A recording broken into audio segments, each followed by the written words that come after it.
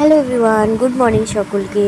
তা আজকের বারটা হলো রবিবার। রবিবারে সবার ছুটি, আমাদের সবার ছুটি।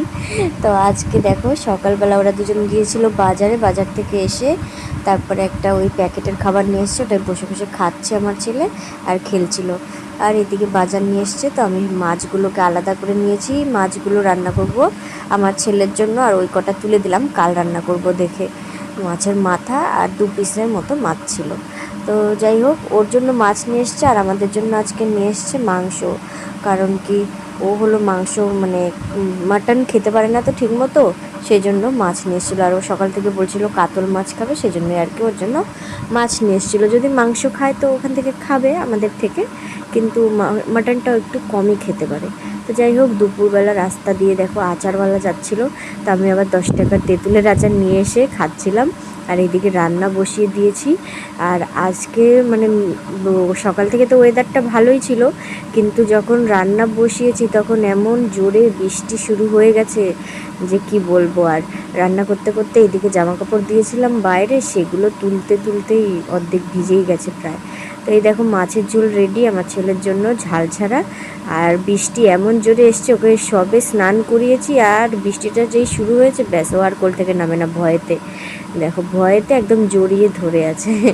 তো এদিকে আমার বৃষ্টির চক্করে রান্নাবান্না সব হয়ে গেছে, কিন্তু আমি আর ভিডিওই করতে পারিনি, ভুলেই গেছি। আর এদিকে ওর ড্যাডি দেখো বৃষ্টিতে অনেক দিন পর বাড়িতে আছে, তো এই জন্য বৃষ্টিতে ভিজে নিচ্ছে। তারপর একটু খেয়ে নিলাম এই যে জাম্বুরা মাখা। তাও বৃষ্টির মধ্যে আমি মেখেছিলাম, তা ওকে বলছিলাম খাবে কি না, ও বলছে পরে খাবে। তো আমি আমার মতো খেয়ে ওর জন্য রেখে দিয়েছিলাম। আর এর মধ্যে আমার রান্নাও কমপ্লিট হয়ে গেছে, আর দেখো বৃষ্টিও শেষ। তারপর স্নান টান করে খাওয়া দাওয়া করে তারপর দুপুরবেলা তিনজনে মিলে দেখো খাচ্ছিলাম হলো একটু ফল, আর বারান্দায় বসেছিলাম। তা আজকে দুপুরবেলা আর আমরা কেউই ঘুমাইনি, বৃষ্টি এইসব করে করে আর ঘুম হয়নি আমাদের। তারপরে বিকেলবেলার দিকে আমার ছেলে গিয়েছিল রাস্তায় সাইকেল চালাতে, আমি দাঁড়িয়েছিলাম। আর তারপরে বাড়িতে এসে দেখো এই যে একটা বেলুন নিয়ে এসছে, পাখিওয়ালা বেলুন। তো বলছে পাখি, এটা কি পাখি? তো বলছি বক পাখি। ও আবার বকের মতো আওয়াজ করছে বক বক করে করে। তারপরে সন্ধ্যাবেলা আমরা একটু মুড়ি মাখা করলাম। আর এই মুড়ি মাখা মনে হয় 2-3 মাস হয়ে গেল, 2-3 মাস পর খাচ্ছি। আগে তো প্রায় প্রায় মুড়ি মাখা খেতাম সন্ধ্যার দিকে, কিন্তু এখন আর খাওয়াই হয় না। এখন খাওয়া হয় না বলতে, বাড়িতে একা একা এভাবে মুড়ি মেখে খেতে কিন্তু ভালো লাগে না। সন্ধ্যার দিকে বেশ অনেকজন থাকলে একসাথে চা মুড়ি মাখা এগুলো খেতে ভালো লাগে, তাই না? তো আজ যেহেতু অনেক দিন পর আমরা তিনজন বাড়িতে একসাথে, রবিবার করে একটু ঘুরতে টুরতে যাওয়া হয়, তো সেই জন্য আর সন্ধ্যার দিকটাতে একসাথে থাকা হয় না। তো আজকে যাই হোক, মুড়ি মাখার জন্য আচার চানাচুর এগুলো নিয়ে এসেছিলাম, ওই যে বিকেলে সাইকেল চালাতে গেছিলো আমার ছেলে তখনই। তো তারপরে আমরা দেখো এদিকে মুড়ি মাখা, আমি রান্নাঘরে মুড়ি মাখা রেডি করছিলাম, আর আমার ছেলে আমাদের বাড়ির এই ভগবত গীতাটা নিয়ে একা একাই ও পড়ে যাচ্ছে। তো দেখবে ও কি সুন্দর করে আবার পড়ছে। এগুলো লেখা আছে ওটাতে? ও, কি পড়ছো? গীতা পড়ছো? ও, পড়ো পড়ো পড়ো পড়ো, মন দিয়ে পড়ো।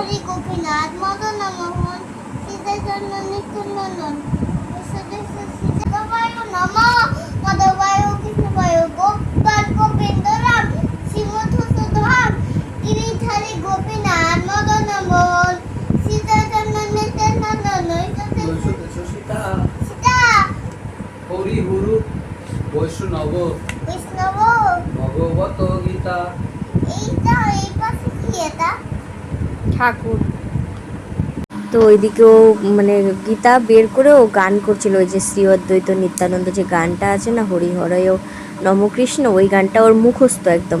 ও সারাদিন এমনিতেই ওই গানটা করতে থাকে, তো ওই গানটাই করছিল আর আঙুল দিয়ে গীতা পড়ছিল। যাই হোক, তারপর আমি আবার চলে এলাম মুড়ি মাখতে। এই যে আমার মুড়ি মাখা কমপ্লিট, এখন আমরা বসে বসে খাবো। আমাদের বিয়ে মানে আমার বিয়ের আগে আমাদের বাড়িতে আমরা মুড়ি মাখা করতাম, এরকম সবাই মিলে সন্ধ্যাবেলা খেতাম। তো সেই দিনগুলোর কথা মনে পড়ে যায় এইভাবে মুড়ি মাখলে। কারণ কি, এখন তো সবাই বিয়ে হয়ে গেছে, সবাই সবার মতো আলাদা সংসার, সে যার যার মতো সবাই শ্বশুর বাড়িতে আছে, তো সেরকমভাবে আর একসাথে হওয়াও হয় না, মুড়ি মাখাও খাওয়া হয় না, বা একসাথে হলেও মানে এখন এতটাই কম একসাথে থাকা হয় যে সেই সময়টাই হয় না যে একসাথে মুড়ি মাখা খাবো, চা খাবো। আর আমি যেহেতু বেশিরভাগ লাল চাটাই খাই, দুধ চা আমি খুব একটা পছন্দ করি না, তাই জন্য দেখো আমরা লাল চা দিয়ে মুড়ি দিয়ে খাচ্ছিলাম। তারপরে খাওয়া দাওয়া হয়ে গেল, আর আমার ছেলে এখানে লাল পরি গান চালিয়ে ব্যাস নাচানাচি শুরু করে দিয়েছে। তো রাত্রে আবার প্রভাত গিয়েছিল একটু বাইরে, ও আবার আমার জন্য ঝাল করে চাউমিন নিয়ে এসছে। তো টাটা।